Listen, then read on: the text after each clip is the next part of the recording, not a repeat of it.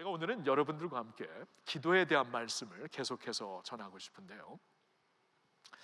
여러분, 우리가 믿는 자라면 기도에 대해서 다 알아요. 기도는 이제 예수님의 이름으로 하나님께 간구하는 것이다.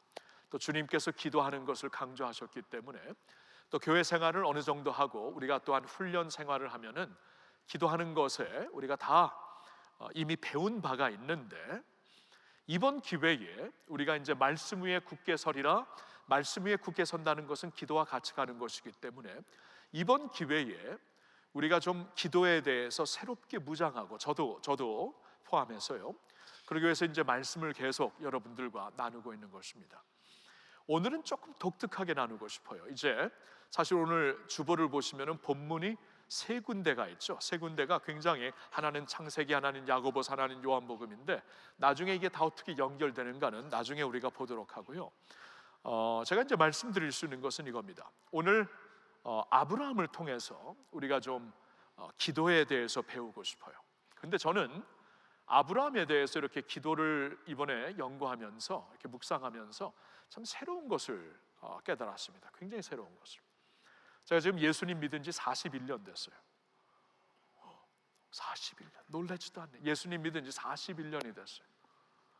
와, 13살에 믿어서 만으로 14살에 믿어서 41년이 됐으니까 이제 몇 살인지 알겠죠, 그렇죠? 그렇게 많아요? 훨씬 젊게 봤는데 너무나 놀란 그 모습 고맙습니다. 너무나 제가 읽을 수 있어서 너무나 고맙고, 41년 동안 예수님을 믿고 믿음 생활을 했는데, 그럼 41년 동안 기도를 했죠. 기도를 했는데 이번에 좀 기도에 대해서 새로운 깨달음이 있었어요. 제가 목회를 한 지가 92년도부터 목회를 했기 때문에, 아니죠, 전도사 때부터 치면은 87년도부터 목회를 했기 때문에 지금 30년이 지났습니다. 목회를 한 지는, 그렇죠? 그러면서 이제 기도에 대해서 가르치기도 하고 기도 모임도 이끌고 그랬는데, 이번에 기도에 대해서 좀 새롭게 깨닫게 됐어요. 그리고 지금까지 기도한 게 뭐 헛된 것은 아니지만 참 기도에 더 깊은 자리로 왜 못 나갔을까 하는 것을 이번에 좀 깨달으면서 지금까지 제가 알고 배웠고 실천했던 기도를 좀 새롭게 새롭게 프로그래밍하는 그러한 좀 시간을 갖게 되었습니다. 여러분, 아브라함을 보면은요, 자, 아브라함에 대해서 먼저 성경을 한 군데 보겠는데, 야고보서 2장 23절을 먼저 한번 보여주실래요? 자, 이 성경 한번 같이 읽겠습니다. 다 같이. 이에 성경에 이른 바 아브라함이 하나님을 믿으니 이것을 의로 여기셨다는 말씀이 이루어졌고 그는 하나님의 벗이라 칭함을 받았나니. 자, 여기 보면은 야고보서 2장을 보면은 아브라함의 믿음에 대해서 말씀을 하는데요, 아브라함의 믿음은 행위가 따른 믿음이었어요. 그러니까 그냥 머리로 믿고 마음으로 믿은 것이 아니라 믿은 대로 행동을 취한, 아브라함의 믿음은 아는 것과 행동이 같이 같다 해서 성경에 보면 하나님께서 그 믿음을 의로 여기셨다, 하나님께서 그 믿음을 인정하셨다, 그 말씀이거든요. 그래서 우리가 아는 것이 믿음이 아닙니다. 알고 행하는 것이 믿음이에요. 그것을 이제 여기서 강조하고 있는데, 그런데 그 마지막 그 문장에 보면 그는 하나님의 벗이라 칭함을 받았나니, 하나님의 친구라 칭함을 받았다. 자, 성경에 보면은 아브라함을 가리켜서 하나님의 친구라고 가리키는 말씀이 세 군데나 나와요. 구약에 두 군데, 그리고 신약에는 야고보서 2장 23절에 나오는데, 아브라함이 하나님의 친구였어요. 자, 아브라함의 이제 믿음 생활과 기도 생활을 같이 가는 거기 때문에 우리가 이제 같이 좀 생각을 하고 싶은데요, 이제 그 아브라함을 이렇게 그 하나님께서 친구라고 말씀하시면서 아브라함의 그 생애를 쭉 보면은 이게 중요하거든요. 하나님께서 아브라함을 믿음의 조상으로 우리에게 세우셨습니다. 믿음의 조상이라는 것은 믿음의 본, 믿음의 모델, 믿음의 모형으로 우리에게 세우셨다는 거예요. 그러니까 아브라함을 가리켜서, 여러분 창세기를 지금 쭉 다 읽었는데 창세기를 보면 1장부터 11장 굉장히 빨리 갑니다. 하나님께서 천지 만물을 어떻게 창조하셨고 이 천지 만물이 창조된 다음에 인류가 이 세상에서 어떻게 시작이 되었는가, 세상의 역사의 시작이 1장부터 11장 굉장히 빨리 가는데 12장 가서 팍 브레이크가 잡혀요. 그래서 12장부터는 아브라함의 스토리가 연장된 스토리로, 익스텐드 스토리로 우리에게 말씀을 주십니다.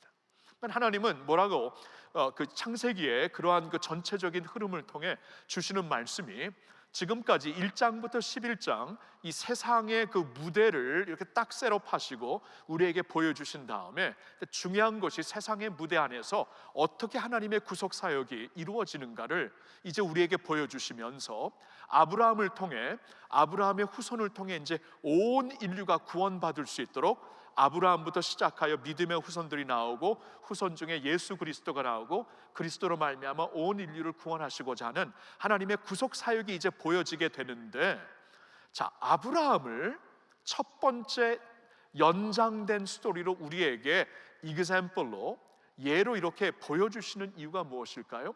아브라함의 삶을 통해서 배우라는 겁니다. 아브라함의 삶을 통해, 그의 라이프를 통해 이렇게 믿음 생활하는 것이구나, 이것을 배우라고 아브라함의 스토리를 연장된 스토리로 말씀을 해주시고 있는 겁니다. 근데 아브라함의 믿음을 보면 그가 하나님의 친구로 살았다, 이게 굉장히 중요한 그 개념이 됩니다. 여러분, 친구라는 게 뭐예요? 친구라는 것은 무엇을 얻기 위해, 무엇을 이루기 위해 어떠한 기능적인 역할, 기능적인 어떠한 그 이어짐의 사이가 아니죠. 그건 친구가 아니죠. 업무로 엮여진 사이면은 친구라고 하지 않습니다. 기능적으로 엮여진 사이라면 친구라고 안 합니다. 친구라는 것은 그런 것을 다 뛰어넘은 거죠. 친구라는 것은 어떠한 기능적, 업무적, 역할로 인해서 이어지는 사이가 아니라 관계로 이어지는 사이. 그냥 옆에 있는 것이 좋기 때문에. 여러분, 좋아하는 친구하고는 그냥 옆에 있어도 좋잖아요. 무슨 뭐 프로젝트를 위해서 만나는 것도 아니고 그냥 같이 만나서 뭐 커피를 마실 수도 있고, 뭐 커피를 안 마셔도 그냥 같이 만나서 아무 얘기를 안 하고 그냥 옆에 앉아서 손흥민 보고 있어도 아주 좋은 거예요. 그렇죠? 같이. 지난주부터 자꾸 흥민이가 나오는데, 근데 그냥 옆에 있는 게 좋은 거예요. 그렇죠? 근데 아브라함의 믿음이 그러한 믿음이었다. 여러분, 그 아브라함의 스토리를 쭉 보니까 아브라함이 하나님을 믿었을 때 어떠한 프로젝트를 놓고 어떠한 무엇을 얻기 위해 하나님을 쫓지 않더라고요. 하나님 자신을 기뻐하면서 쫓더라고요. 하나님과 함께하는 것을 그냥 즐거워하는 아브라함을 볼 수가 있어요. 여러분, 창세기를 쭉 보면서 아브라함이 이제 가는 곳마다 제단을 쌓죠. 이렇게 세겔이라는 곳에서 하나님이 저기서 나를 만나 주셨어, 너무나 감사해, 하나님이 나를 여기서 만나 주셨어, 여기다 막 그때는 이제 돌로 제단을 쌓고 하나님께 예배를 드리고, 그 다음에 이제 베델로 갑니다. 베델로 가서 하나님께서 또 만나 주셔서 나에게 약속을 주셔서 너무 감사합니다 하면서 거기다 그 제단을 쌓고, 아브라함이 가는 곳마다 그렇게 예배를 하면서 하나님께 제단을 쌓더라고요. 저는 그러면서 아브라함이 그냥 일상생활에서 하나님을 쫓았구나, 어느 한 장소에 집착이 돼 있는 분이 아닙니다. 세겜에서 만났기 때문에 또 세겜으로 간다, 그게 아니고 그냥 세겜에서 우물을 파다가, 여행을 가다가, 그렇죠?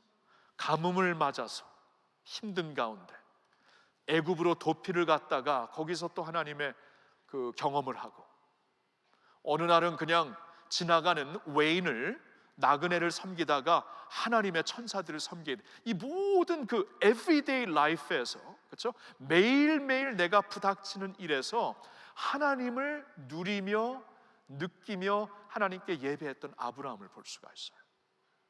하나님을 친구 삼았습니다. 아브라함을 또 보면은, 여러분, 친구라는 것은 나를 위한 사람이죠. 나를 적대하는 사람이 아니라 나를 위한 사람. Friend is someone who is for me, not against me. 그렇죠? 나를 위한 사람, 내 편인 사람. 아브라함에게는 하나님이 내 편이다, 나를 위하신 분이다라는 이 개념이 너무나 확실했습니다.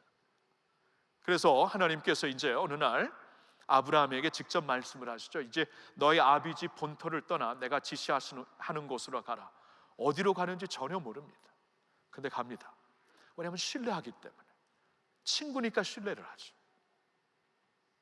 여러분 잘 생각해요. 하나님이 그냥 우리가 섬기는 신이었다면 그 정도로 신뢰 못합니다. 하나님이 그렇게 신인데 말씀하시면 들어야 되겠는데 이거 들어도 되는 건가?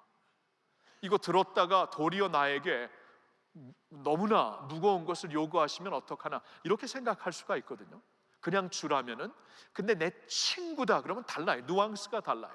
내 친구라면은 나를 위해 내 편이 돼서 나와 함께 하시는 하나님을 내가 믿기 때문에 지시하시는 곳에 가요. 어딘지도 모르면서 그냥 가요. 신뢰하기 때문에. 근데 지시한 곳에 딱 갔더니 창세기를 쭉 보면은 그곳에 갔더니 가나안 사람들이 그곳에 있더라. 성경에 한 구절이 나옵니다. 가나안 사람들. 여러분 가나안 사람들이 이미 자리를 잡고 있었다는 것은 하나님께서 가라고 하신 곳에 갔더니 이게 프론티어처럼 열려있는 땅이 아니었다는 거예요. 열려있는 땅이었다면 내가 뿌리를 내리고 이건 내 땅이다 하고 나의 것으로 소유할 수 있지만 그러지가 않았다는 겁니다. 이미 소유자들이 있는 땅에 간 거예요. 그러면 가나안 사람들 가운데서 뿌리를 내리는 것 쉽지 않습니다. 오해도 많이 받습니다. 여기저기 막 우물을 파러 다니기도 합니다. 그게 이제 아브라함의 스토리가 아닙니까? 그러한 가운데 하나님을 신뢰하는 거예요. 이해가 안 가는. 가라고 해서 왔더니 뭐 이 땅을 내가 차지할 수 있는 땅도 아니고 남들의 땅인데 근데 거기서 그냥 하나님을 의지하고 신뢰하며 사는 거예요. 그리고 아브라함 스토리 쭉 보면은 아브라함이 딱 왔는데 가뭄이 생깁니다. 심각한 가뭄이 생겨가지고 온 가족들을 이끌고 애굽으로 이집트로 도피할 수밖에 없게 됩니다. 이게 뭐야? 하나님께서 말씀하셨고 내가 왔는데 오자마자 가뭄이 터져버리고 이거 참 이해가 힘들잖아요. 근데 그냥 가요. 묵묵히 이집트로 가요. 이집트에서 아내도 잃을 뻔하고 뭐 이런 어려움이 있었지만 그러한 가운데서는 묵묵히 가요. 아브라함이 완벽한 사람 아닙니다. 이집트에 가서 자기의 목숨이 위험하니까 막 거짓말도 하잖아요. 아내를 누이라 그러고 속이고 이런 식으로 아브라함이 뭐 이렇게 완벽한 사람은 아니었거든요. 근데 중요한 것은 그러니까 보통 사람이었지만 아브라함에게 참 찾을 수 있는 게 하나님을 신뢰했다는 거예요. 이게 친구입니다. 이게 친구. 내 친구이기 때문에 내 친구를 신뢰하는 거야. 내 편이지. 나를 이용하는 사람이 아니지. 나를 위한 사람이지. 그러니까 아브라함이 그렇게 믿었어요. 자, 우리는 보통 믿음을 어떻게 생각해요? 우리는 보통 믿음을 종교로 생각합니다. 종교로 생각하면은 율법이 있고 규칙이 있고 따라야 될 규례가 있고 그래요. 그건 종교예요. 성경은 하나님을 믿는 것이 종교라고 하지 않습니다. 관계라고 합니다. 관계는 퍼스널한 것이에요. 여기 규칙이 있으니까 이걸 따라야 신 앞에서 바로 서는 것이다. 이게 아니라 하나님과의 관계가 형성돼서 그 관계를 누리며 사는 것이 복음 안에서 믿음 안에서 사는 것이다 말씀을 하세요. 그래서 아브라함이 우리에게 모델이 되는 거예요. 아브라함처럼 살아라. 믿음의 조상이 여기 있다. 그는 하나님의 벗이었다. 하나님의 친구였다. 그겁니다. 자, 이 말씀을 드리면서 오늘 기도로 좀 연결을 하고 싶은데 아브라함의 기도가 그러한 컨텍스트에서 이루어진 것이에요. 내가 하나님을 나의 친구로 알고 친구로 따르면서 여전히 하나님이시지만 하나님의 벗으로 하나님이 나를 친구로 부르셨기 때문에 하나님의 친구로서 그를 섬기며 그를 즐기며 친구니까 즐기며 그를 신뢰하며 그러한 가운데서 기도한다는 거예요. 우리는 보통 기도 그러면 사역으로 생각해요. 기도 그러면 우리의 의무로 생각합니다. 그래서 기도가 버거워요. 힘들어요. 여러분, 성경에 보니까 쉬지 말고 기도하라는 말씀이 있어요. 데살로니가 전서 5장 17절에 쉬지 말고 기도하라. 여러분, 쉬지 말고 기도하는 게 가능하던가요? 가능해요? 이게 쉬지 말고, 기도가 사역이고 기도가 업무라면은 쉬지 말고 할 사람 아무도 없습니다. 근데 분명히 쉬지 말고 기도하라, 무슨 말인가? 기도가 관계이다, 기도가 삶이다, 그 말이에요. 근데 아브라함이 그렇게 기도를 했어요. 아브라함이. 근데 그렇게 기도한 아브라함의 기도가 너무나 파워풀한 거 있죠. 제가 오늘 본문으로 삼은 말씀 중에 창세기가 있어요. 창세기 19장 29절이 있는데 우리 한번 같이 읽어보겠습니다. 하나님이 그 지역의 성을 멸하실 때, 곧 롯이 거주하는 성을 엎으실 때에 하나님이 아브라함을 생각하사 롯을 그 엎으시는 중에서 내보내셨더라. 자, 이게 여러분 성경의 스토리를 아시는 분들은 이제 금방 아는데, 창세기 18장에 하나님께서 소돔과 고모라의 죄악이 너무나 가증하여서 이제 하나님이 이제 소돔과 고모라를 불러 심판하겠다 하고 마음을 먹으십니다. 그리고 이 사실을 그의 친구 아브라함에게 알려주십니다. 그래서 아브라함이 그 사실을 알고 18장 바로 전장에 하나님께 간구를 해요. 제가 잘 살펴보니까 아브라함이 하나님께 이건 반드시 해주셔야 됩니다 하면서 끝까지 간구했던 게 이 기도뿐이 없어요. 다른 건 그냥 친구로서 하나님이 좋은 거였지, 뭘 해주셔야 좋고 나에게 응답하셔야 좋고 그런 게 하나도 없었어요. 근데 이것만큼은 하나님, 롯을 소돔을 심판하시려고 하는데 나의 조카 롯이 거기 있습니다. 그래서 18장에 보면 하나님, 의인을 죄인들과 함께 멸망하실 수 있습니까? 그럴 수 없습니다. 의인이 50명만 있다면, 40명만 있다면, 30명만 있다면, 나중에 10명까지 10명에도 있다면 안 하실 거죠. 그렇게 하실 수 없죠. 하나님이 그러시죠. 10명이 있더라도 그럼 내가 심판하지 않겠다. 근데 10명이 없어가지고 심판을 하시게 돼요. 그런데 19장에 와서 이제 그 심판을 하게 되는데, 자, 한번 계속 보여줄래? 한번 조금만 더. 그 19장에 와서 심판을 하시는데 그때에 롯을 구하시면서 이 말씀을 주세요. 하나님이 그 지역의 성을 멸하실 때에, 아브라함의 조카 롯이 거주하는 성을 엎으실 때에 하나님이 아브라함을 생각하사 롯을 그 엎으시는 중에서 내보내셨더라. 굉장히 중요한 말씀이에요. 하나님께서 아브라함의 기도를 생각하사 아니었습니다. 아브라함의 기도는 10명까지였어요. 10명이 안 됐습니다. 안 되는 것을 알고 아브라함은 10명까지만 하고 돌아갔는데 10명이 없었어요. 그러니까 아브라함의 기도를 기억하사가 아니고 아브라함을 기억하사, 친구 아브라함을 기억해서 친구 아브라함 때문에 롯을 구하신 것이에요. 여러분 아시겠어요? 아브라함의 기도가 우리들의 기도보다 더 웅변력이 뛰어나던가 더 깊은 기도였던, 아니면 우리보다 더 크게 기도해서 더 간절하게 기도해서가 아니라는 것입니다. 아브라함의 기도가 기억이 나서 롯을 구하신 게 아니라 아브라함을 기억해서 자신의 친구 아브라함을 기억하신 것이에요. 이게 아브라함의 기도 생활, 이게 power of Abraham's prayer예요. 그렇죠? Power of Abraham's prayer. 아브라함의 기도의 능력이 여기 있어요. 하나님의 친구로서, 하나님의 벗으로서 살면서, 하나님을 기쁘시게 해드리는 벗으로 살면서 하나님은 그 아브라함을 기도하신 거예요. 그러니까 중보 기도자를 기억하신 거예요. 중보 기도 소리를 기억한 게 아니라 중보 기도자를 기억하시고 아브라함을 기억하시고 롯을 구했다, 그 말씀입니다. 자, 제가 오늘 이 말씀을 드리는 것은 우리 할렐루야 교회가, 그리고 뉴웨이브 공동체가 기도하는 공동체가 되기를 소망하면서 이 말씀을 드리는 것인데, 내가 기도를 더 간절하게 하고 더 깊이 하고 더 성경적으로 하고 금식하면서 하고, 이거 다 중요하죠. 하나님께서 귀하게 보실 거예요. 그러나 그것으로 기도하는, 업무로 기도하고 사명으로 기도하고 사역으로 기도하고, 이걸 넘어가지고 하나님이 나의 친구이시다. 하나님을 기뻐하며 친구 곁에 가는 것이 기뻐서, 감격스러워서, 기도하는 자리가 감격스럽고 기쁘고 친구를 만나러 가는 그 자리 자체가 기쁘기 때문에, 무엇을 얻기 위해서가 아니라, 무슨 프로젝트를 이루기 위해서가 아니라, 무엇을 얻어내기 위해서가 아니라 그 하나님 곁에 나가는 것 자체가 너무나 감격스럽고 귀하기 때문에 아브라함이 친구로 하나님을 섬기고 따랐기 때문에 이 아브라함을 기뻐하신 하나님, 그의 기도도 그래서 기뻐하시고 그의 기도를 기억하신 게 아브라함을 기억하시고 롯을 구했다, 그 말입니다.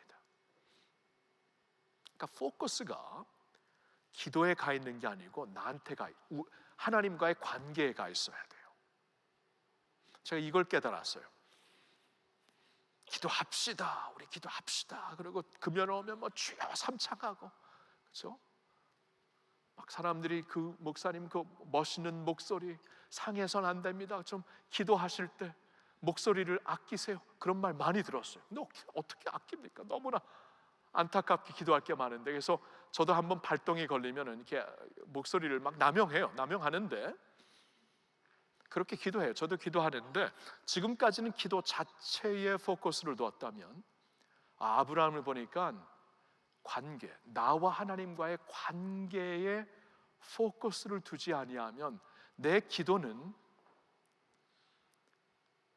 더 이상 깊어질 수 없겠구나, 더 이상 파워풀해질 수 없겠구나, 내 기도는 더 이상 하나님을 진짜 움직이는 기도가 될 수 없겠구나, 그렇죠?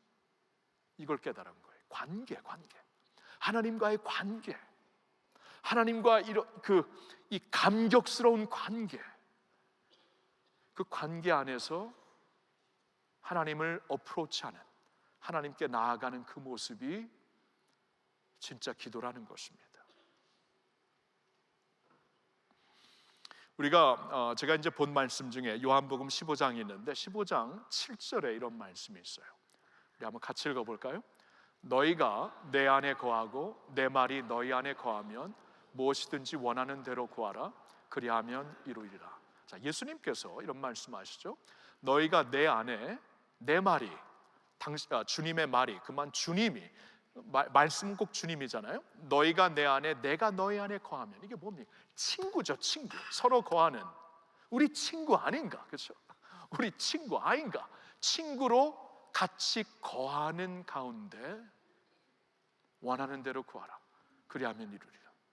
이 친구로서의 관계에 감격하신 예수님, 이제 그 관계가 이루어진 이 감격 가운데 기도하는 자리에 나와서 구하라, 그 말씀이에요. 감격 가운데 응답하시겠다, 기도 가운데 만나주시겠다, 그 말씀을 하시는 거예요. 감격이 넘쳐요. 저는 이 말씀을 다시 이렇게 보면서, 이거 참 주님의 감격, 너무나 감격, 이 기도로 이제 만날 수 있다는, 이제 우리를 떠나시게 되지만 떠나신 후에도 이 기도의 자리에서 우리를 만날 수 있는 그 감격, 예수님의 감격이 담겨져 있더라고요. 감격. 그래서 이 관계로 기도한다라는 것이 감격 가운데 기도한다는 것이에요. 기도가 버거운 어떠한 사역이 되는 게 아니라 관계로 말미암아 하나님을 만나는 감격스러운 자리가 된다는 것이에요. 감격이 빠지면 아무것도 아닙니다. 저는 그래서 이러한 아브라함의 기도를 배우기 위해, 그러한 감격 가운데 주님의 친구로서 이 기도의 자리에 나가기 위해 무엇이 필요할까? 우리 이제 기도하는 하나님의 백성들이 돼야 되는데, 중요한 것은, 그러면 이 감격 가운데 기도해야 되는데, 친구로서 하나님 앞에 나가 기도를 해야 되는데, 그렇게 기도하기 위해서 우리에게 꼭 필요한 것이 무엇일까? 도움이 되는 것이 무엇일까? 묵상을 하면서 좀 우리가 외우기 쉽게 두 가지 그러니까 all로 시작되는 두 단어로서 말씀을 드리고 싶습니다. 첫째는 remember이고 두 번째로는 rejoice예요. 자, 첫 번째는 이겁니다. remember, 기억하라. 십자가의 은혜를 기억합시다. 기도하는 자리에서 저와 여러분들은 십자가의 은혜를 꼭 기억하셔야 돼요. 뭐냐면 예수님이 죽으심으로 우리의 기도가 가능해졌습니다. 여러분 이거 아시나요? 이렇게 생각하신 적이 있어요? 예수님이 죽으심으로 우리가 죄사함 받고 구원받았습니다. 맞아요? 그런데 성경을 보면 예수님이 죽으셨기 때문에 우리가 기도할 수 있게 됩니다. 십자가의 은혜로 우리가 기도할 수 있는 자리에 나갈 수가 있는 거예요. 여러분 요한복음 14장, 15장, 16장은 예수님께서 한 자리에서 주신 말씀입니다. 이 제자들에게 유언장처럼 주신 말씀이에요. 잡히시기 전날 밤에. 그래서 15장을 보면서 14장과 16장을 같이 보는 게 굉장히 중요한데 14장 12절부터 이런 말씀이 있습니다. 한번 보여주실래요? 14장 12절부터 우리 한번 같이 읽읍시다. 내가 진실로 진실로 너희에게 이르노니 나를 믿는 자는 내가 하는 일을 그도 할 것이요 또한 그보다 큰 일도 하리니 이는 내가 아버지께로 감이라. 너희가 내 이름으로 무엇을 구하든지 내가 행하리니 이는 아버지로 하여금 아들로 말미암아 영광을 받으시게 하려 함이라. 내 이름으로 무엇이든지 내게 구하면 내가 행하리라. 여러분 이 말씀을 보면은 예수님이 이제 다음 날이면 십자가에 달려 죽으실 겁니다. 다음 날이면 십자가에 달려 우리를 위해 죽으실 것이에요. 근데 죽으셨다가 다시 다시 살아나셔서 그리고 12절 마지막 부분에 나와 있는 것처럼 아버지께로 가실 겁니다. 내가 아버지께로 감이라, 이 말씀은 이제 예수님이 우리를 위해 죽으시는 것을 염두에 두시고 주시는 말씀이에요. 근데 보세요, 내가 아버지께 감으로 말미암아 이제 너희는 나보다 더 큰 일을 하게 된다.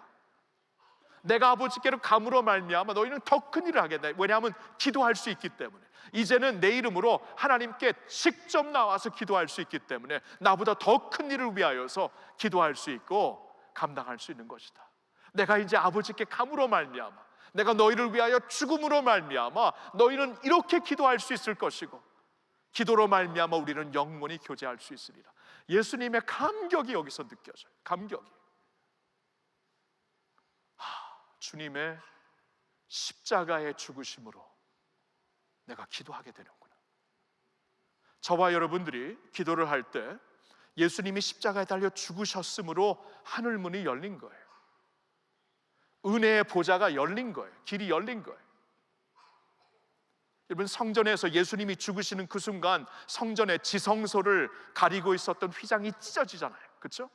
하나님의 영광이 있는 지성소의 자리가 항상 사람들 앞에 휘장으로 커튼으로 막혀 있었는데 예수님이 십자가에 죽으시는 그 순간 찢어지잖아요. 그래서 히브리서 기자는 우리에게 이렇게 말씀을 하십니다. 우리가 예수의 피로 힘을 입어갖고 은혜의 보좌 앞으로 달려나갈 수 있다. 예수의 피로 힘을 입어서 예수의 죽으심으로 말미암아 이제 우리는 예수 안에서 하나님께 달려나갈 수 있다. 은혜의 보좌 앞으로 달려나갈 수 있는 것이다. 예수가 죽음으로 말미암아 우리가 그렇게 될 수 있는 거예요. 그러니까 저와 여러분들이 기도할 때마다 내가 기도할 수 있는 이 자리에 오게 된 것이 누구 때문인가? 예수가 죽으셨기 때문에. 예수가 하나님이신데 나를 위해 죽으셨기 때문에 내가 지금 주님 앞에 나와서 기도할 수 있구나. 이것을 remember 해야 돼요. 기억을 해야 돼요. 기도할 때마다. 그래야 감격이 있는 거야. 그래야 주님의 친구로서 감격 가운데 우리가 기도할 수 있는 것이에요. Remember. 그리고 rejoice. 두 번째 어른 rejoice입니다. 기도의 특권을 감격하며 기뻐하는 것. 이 특권을 기뻐하는 거예요. Rejoice. 어제 아내와 함께 기도에 대해서 같이 얘기를 나누면서 이런 얘기를 주고받았어요. 우리가 기도할 때 삼위일체 하나님이 역사하신다. 기도하는 자리에선 성삼위 하나님이 우리를 만나주시는 자리다. 왜냐하면 우리가 성령의 도우심으로 예수의 이름을 힘입어 아버지께 기도하잖아요. 아버지, 예수, 성령 삼위일체 하나님이 역사하시는 자리예요. 삼위일체 하나님이 개인적으로 인격적으로 우리의 기도를 통하여서 만나주시는 자리예요. 그러니까 이 감격과 기쁨, rejoicing하는 rejoicing. 요한복음 16장에서 이제 말씀을 보겠는데 16장 23절 24절 한번 같이 볼까요? 다 같이. 그날에는 너희가 아무것도 내게 묻지 아니하리라. 내가 진실로 진실로 너희에게 이르노니 너희가 무엇이든지 아버지께 구하는 것을 내 이름으로 주시리라. 지금까지는 너희가 내 이름으로 아무것도 구하지 아니하였으나 구하라 그리하면 받으리니 너희 기쁨이 충만하리라. 기쁨이 충만하리라. 분명히 여기 보니까 너희가 아무것도 이제는 내게 묻지 아니하리라. 왜냐하면 지금까지 예수님의 제자들이 예수님께 다 물었어요. 꼬치꼬치 다 물었어요. 이건 어떻게 해야 되는 거예요? 구제는 어떻게 하는 거고, 이럴 상황에 어떻게 기도하는 거고, 이럴 상황에 우리는 어떻게 이 악한 영과 싸워야 되는 것이고, 예수님께 다 물었습니다. 근데 그때가, 그날에는 예수님이 이제 떠나시고 성령 시대가 열리면 그날에는 내게 묻지 아니하리라. 성령께서 너에게 직접 인도하시리라. 진리의 성령이, 원더풀 카운슬러가 되시는 성령께서 말씀과 진리로 너희를 인도하실 것이기 때문에 주 안에 있는 자들을 더 이상 묻지 않고 성령을 의지하면서 알게 되리라, 깨닫게 되리라. 그때는 성령 안에서 깨닫게 되고, 이제 보세요, 그러니까 이제는 무엇이든지 아버지께 구하는 것을 내 이름으로 주시리라. 성령이 깨닫게 하여 주시는 것을 예수 그리스도의 이름으로 아버지께 구해라. 성삼위 하나님의 역사 가운데 기도할 수 있다. 와, 이러한 자리구나. 기도가 그러한 자리구나. 기도가, 저와 여러분들이 기도하는 자리가 그냥 단순히 무슨 니즈가 있어갖고 하나님 앞에 나오는 그러한 자리, 니즈가 없으면 뭐 기도도 소홀히 해지고, 그렇죠?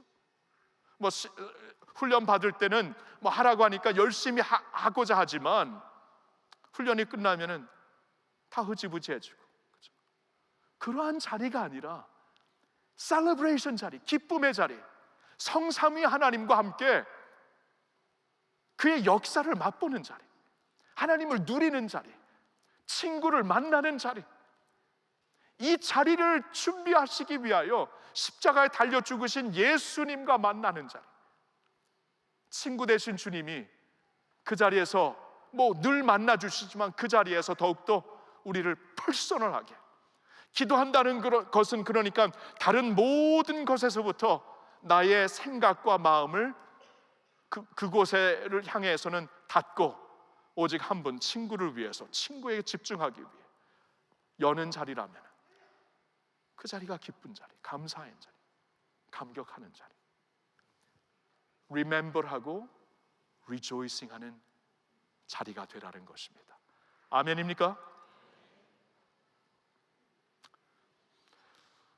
참 그런 기도하는 하나님의 백성들이 된다면, 이 New Wave Generation이 그렇게 기도하는 Praying Generation이 된다면 진짜 세상이 바뀌어질 것 같아요. 그렇게 기도한다면 여러분, 이렇게 기도하는 사람 마귀가 못 건드립니다. 이렇게 기도하는 사람 세상이 못 건드려요. 하나님을 친구 삼아 기도하고 있는데, 하나님을 기뻐하며 기도하고 있는데, 이 기도의 파워, 기도의 능력, 기도의 힘, 이 기도의 감격 어디서 나오는 것인가? 하나님을 친구 삼아 그를 기뻐할 때, 그를 누릴 때, 그 안에서 찬송하며 이 자리가 예수의 죽음으로 말미암아 내게 허락된 자리, 감격과 감사와 찬송 가운데 기도하는 자리로 나오게 된다면, 여러분, 우리는 세상을 이기는 하나님의 세대가 될 줄로 믿습니다.